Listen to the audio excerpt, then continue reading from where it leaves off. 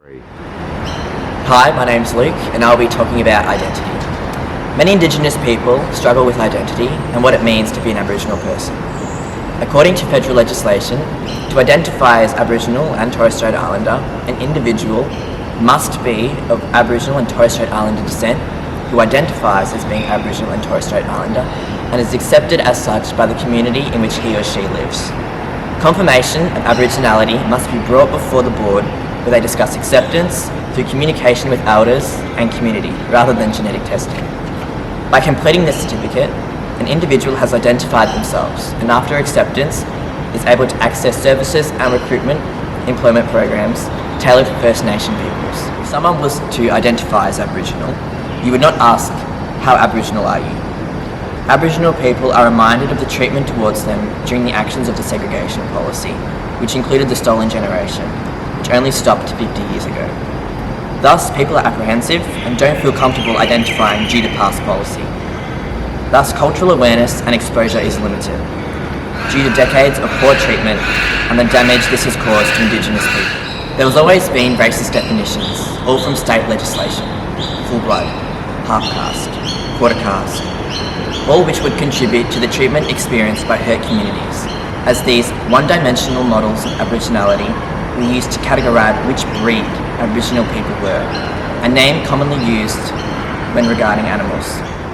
The lack of respect and failure of acceptance would have been a catalyst for many people to reject or lose their identity as an Aboriginal person, contributing to the trauma many individuals still feel today. This begs the question, who decides our identity? We do. We as Aboriginal people do. Identity is a choice about the individual and how they present themselves to the world, regardless of external views. Thus, we choose if we want to identify and how we identify. Still, we are stereotyped.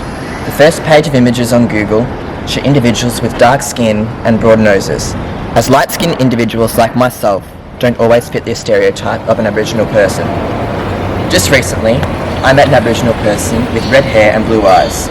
Though light skin challenges the stereotype, this challenge is necessary to influence society to be more compassionate and welcoming of Indigenous people and our culture. Furthermore, as diverse peoples, many choose to identify through their mob and location and relationships formed with each other, stemming from the foundation of Aboriginal culture that knowledge and teachings are passed down through language and connections. I myself choose to identify as Yorta Yorta.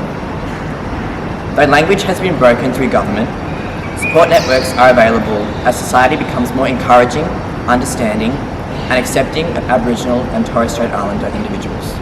This allows for the celebration of culture, views, values, and beliefs, with growing respect towards First Nation peoples and their families. Already, there are numerous changes and support networks available for Aboriginal people, ensuring they receive the same opportunities as others to pursue their endeavours.